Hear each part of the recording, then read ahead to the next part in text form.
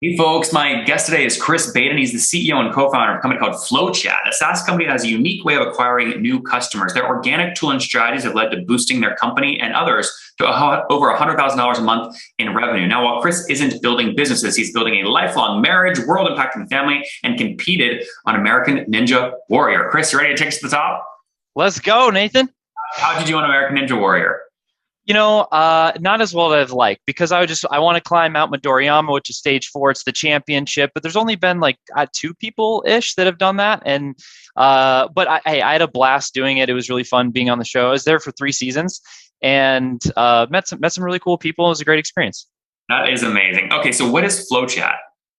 FlowChat is the premium CRM for chat. So think Facebook, Instagram, LinkedIn, all those social DMs all in one place, simply being managed. That's the short punchline version. Interesting. Okay, when did you launch the company? We formed the company. All the legal stuff was the beginning of this year. Our first full month of sales was April of this year. Okay, so launched in April. And how much sales did you do in April? In April, we did just over 35,000 in sales, and year to date, we just passed 260,000 in sales so far. 35K your first month.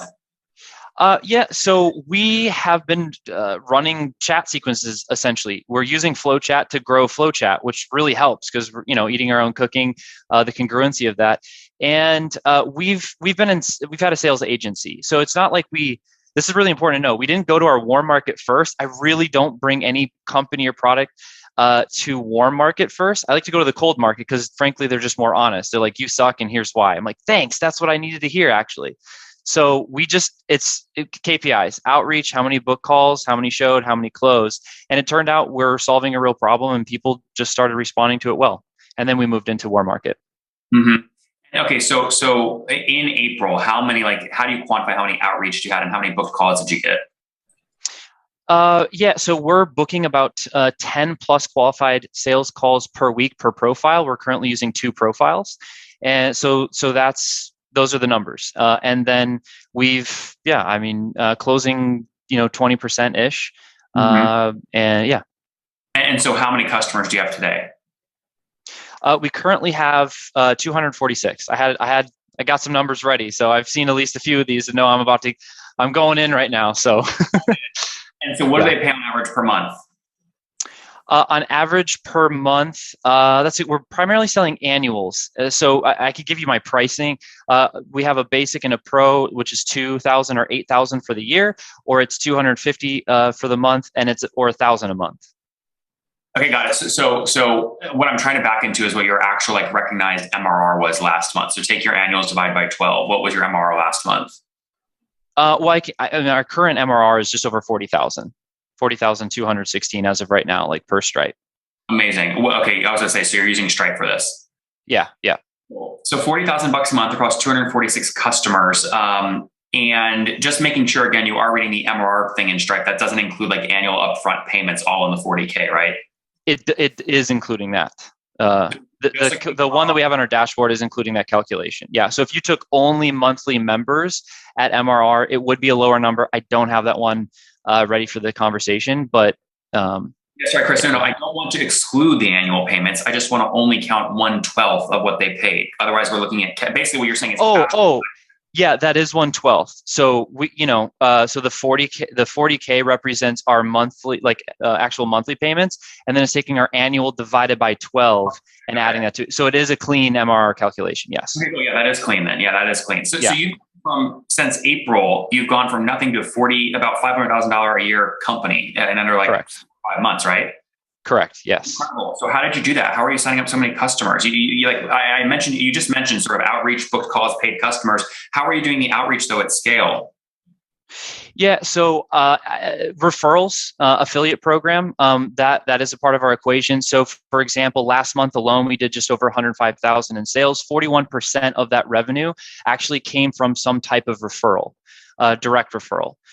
So there may be other, conversations that kind of assisted in the sale, but hey, you should meet so-and-so, that represents 41% of the revenue. So that's how it's kind of created the acceleration beyond just, 2 profiles doing some outreach. Now, it's important to know that we currently have 3 partners. Prior to this software company, it's actually our second software company. So we built and sold one, our first one on accident about a year and a half ago.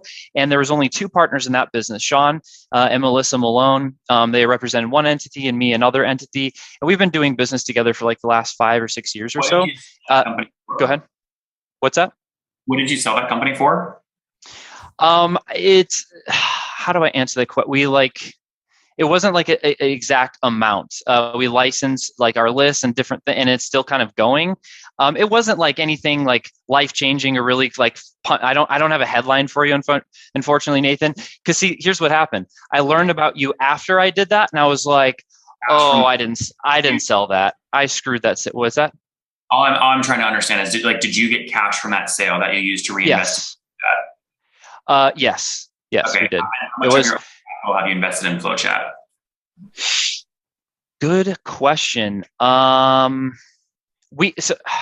I share a little bit of the story to I don't know, and you can tell me how to answer that exactly. It's more time than money is the short answer. Did I lose you? You're like, oh, Chris, what's with this Chris guy? What's that? Very common. I mean, obviously, this sweat equity is a big thing, but people also put cash in. I mean, you must know. So zero. You put in no cash, none of your own money. Yeah, correct. But we also didn't put money. What we started doing is saying we started solving this problem with the spreadsheet, and people said, hey, this is really good, but it's just kind of manual with the spreadsheet. So we were already profitable. So we've, if we need to hire, we have 10 people on the team currently. We'll be bringing on the 11th in a few hours. I have an onboarding call with them. And so we were profitable from the beginning. Now we've taken some of those profits to pay expenses for the company. We're currently at 41% EBITDA. How am I doing over here, Nathan? Yes, you're taking about 15 last month of about 40,000 in MRR. You're taking about 15,000 to the bank, right? Cash. So out of the 100 and last month specifically was 45% profit, net profit out of the 105. Just talk about MRR, because when you say 105, what's happening there is you're selling upfront annual plans from referral partners, and you're looking at cash. So we're talking about 2 separate things. That's fair. On your MRR, that's fair. Saying you take 15 to 20, you take 40-ish% to the bottom line, or something like 15 to 20,000. Correct. Yes, I'm sorry. Yeah, you're right. That makes sense. And then, so 10 people on the team today, 246 customers. Again, what I'm trying to understand here is also what your software does is how you know where to drive outreach. Are you sending cold messages on via your Facebook fan page and your Twitter profile and LinkedIn, managing them in FlowChat, and then converting those people that way to booked calls? Yes, correct. And outreach too. That's my question. It's primarily outreach. We have cold. We also have warm. So to put FlowChat into 2 buckets really quick, we have importing tools, so we can build lists of ideal customers or prospects essentially really efficiently and very quickly. And then we engage that list via chat. So we deploy chat sequences to build relationship, eventually start a conversation. So for example, any Facebook group that your Facebook profile is a part of, you can go and import that member list. Or if there's any post, comment, or Facebook. What's that? You're the admin of that Facebook group. You can get and import the list of all the members of your group.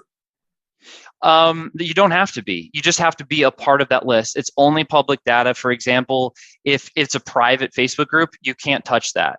Okay. Yeah. So if for example, Nathan, if you're a part of a Facebook group, your profile you're able to see that whole list already. You have access to that. Yeah. So it's just an efficient way of grabbing that. Another one could be like a Facebook ad, post, or comment. People that are liking, loving, laughing at, engaging with a post, for example, that creates a list of hundreds or thousands of people that are engaging with something. You can import that list as well. So yeah. So how many affiliates, you mentioned $105,000 in total cash made last month, 40% came from referral. How many unique affiliates drove at least one sale? Great question. It is above 15. It's less than 40, somewhere in there. I don't know the exact number. Sorry, go ahead. Who was the biggest affiliate? Biggest affiliate earned just under $5,000. Who was that? Was it like a big Facebook group owner or something? No, just a guy that was doing a lot of chat.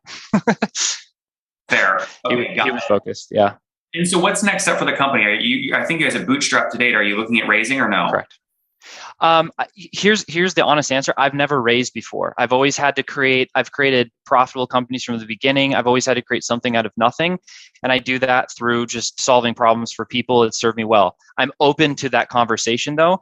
I'm currently talking with a couple different investors, and it's just more this honest place of I know it can be a really effective, powerful way to grow, and so I'm open to those conversations, but I just haven't gone through that process yet. Okay, that makes sense. That's a totally reasonable answer. And then you mentioned that this all came out of an agency. How much revenue did the agency do last year? The agency was doing around like 400, 500,000 a year. It wasn't a big agency. So yeah, that's the That's answer. how you learned. That's about how you learned about the problem and started building software for it. Correct. So once we sold our other one, we're like, what should we do? It's like I've been employing myself and others the last 10 years of my life. My partner's sold over $100 million and all kinds of selling all different types of products and services. Like, let's go on sales. So we were, all the SOPs, the tech stack, building sales departments, and we just kind of niched down in this area and found a way to productize ourselves, which is now FlowChat.com. Very cool. Chris, how'd you hire the first developer? Were they in-house or overseas? I love the story, actually, Nathan. The ethos of FlowChat is FlowChat. This is what I mean. My outbound sequence and our now CTO's outbound sequence met each other. And we jump on a call and he shows me all this cool software stuff. And he's like, well, what do you do? I was like, everything you just showed me, but on a freaking spreadsheet. We should have a conversation. So that's kind of, it was outreach is how we met. And that's why he'd been working on this project a little bit, which also helped with our speed of MVP coming to market. How much equity did you give them? We're thirds partners, so 33. Who's the third? You, him, and who else? Sean and Melissa Malone. So we all have our own entities, and those are the three partners that make up FlowChat. Sean and Melissa, then you, and then your CTO. Yep, that's great. Very cool. Very cool. All right, let's wrap up here with the famous five. Number one, favorite book. Favorite book right now is actually this one. Mover of Men and Mountains. It's a really cool story about, have you heard of this one before? I'm not. I don't even know how to say his last name. RG, some French Canadian name that I will butcher if I say it, but if anyone's watching this, they can see it. Movers of Mountain and Men, about a guy that in the early 1900s grew in kind of big machinery. So it's an interesting entrepreneur story. Interesting. Number two, is there a CEO you're following or studying? Yes, I'm a huge fan of Marcus Lemonis. I know he's not exact in my sphere. I've also followed Russell Brunson really heavily over the last 4 or 5 years. So those are two, and I've definitely taken it now being more committed to SaaS. Definitely Jason Lemkin, yourself, Dan Martell. What's your favorite online tool for building a business besides your own? ClickUp. That's a good one. Zeb came on recently, bootstrapped a 30 million run rate, then raised 30 million, then another 100 million at over $1 billion valuation. Heck of a story there. Number four, how many hours of sleep do you get every night? Average about 6. 6. Hey, did you switch to ClickUp from someone else? We were using spreadsheets and then moved to ClickUp. Yeah. And was it easy to get going? I hired a consultant and had them train our executive assistant, and then over a 60-day period, she migrated us. So for me, it was. Now, would you consider ClickUp like a key piece of your operations, or could you rip it out pretty easily? No, it's every team huddle we use it, and we're assigning and development, and it's pretty integrated at this point. Yeah. Not too expensive, right? Hopefully. Compared to what I've seen that's out there, it's very affordable. Guys, there you have it. Very cool. Number four, how many hours of sleep do you get? Oh, you said 6. What's your situation? Married, single, kiddos? So I'm married. I'll be 8 years next month, and I have 3 kids under the age of 6. So a lot of energy over here. And Chris, how old are you? I'm 34. 34. Last question. Something you wish you knew when you were 20. Business models. Understanding software and leverage and multiples, and if it takes the same. This is a more succinct way of saying it. You can spend X amount of time selling $1,000 thing, or you can spend X amount of time selling $100,000 or $1 million thing. It's like, just freaking go for the bigger thing sooner. Guys, there you have it. FlowChat went from nothing to $40,000 a month in recurring revenue in under, call it 6 months, using an affiliate model. He spun this idea out of his agency, which is doing $500,000 a year in revenue, but again, growing nicely now. All 246 customers, or most of them, on annual plans. So he got no cash issues, taking about, let's call it 40% EBITDA margins to the bottom line, charging customers on average about $160-ish, or about $2,000 in terms of ACV as they continue to scale Bootstrap. Nick, thanks for taking, or Chris, thanks for taking us to the top. Hey, appreciate you, Nathan. One more thing before you go. We have a brand new show every Thursday at 1 p.m. Central. It's called Shark Tank for SaaS. We call it Deal or Bust. One founder comes on, 3 hungry buyers. They try and do a deal live, and the founder shares back-end dashboards, their expenses, their revenue, ARPU, CAC, LTV, you name it, they share it. And the buyers try and make a deal live. It is fun to watch every Thursday, 1 p.m. Central. Additionally, remember, these recorded founder interviews go live. We release them here on YouTube every day at 2 p.m. Central. To make sure you don't miss any of that, make sure you click the subscribe button below here on YouTube, the big red button, and then click the little bell notification to make sure you get notifications when we do go live. I wouldn't want you to miss breaking news in the SaaS world, whether it's an acquisition, a big fundraise, a big sale, a big profitability statement, or something else. I don't want you to miss it. Additionally, if you want to take this conversation deeper and further, we have by far the largest private Slack community for B2B SaaS founders. You want to get in there. We've probably talked about your tool if you're running a company, or your firm if you're investing. You can go in there and quickly search and see what people are saying. Sign up for that at nathanlatka.com/Slack. In the meantime, I'm hanging out with you here on YouTube. I'll be in the comments for the next 30 minutes. Feel free to let me know what you thought about this episode. And if you enjoyed it, click the thumbs up. We get a lot of haters that are mad at how aggressive I am on these shows, but I do it so that we can all learn. We have to counter those people. We got to push them away. Click the thumbs up below to counter them, and know that I appreciate your guys' support. All right, I'll be in the comments. See ya.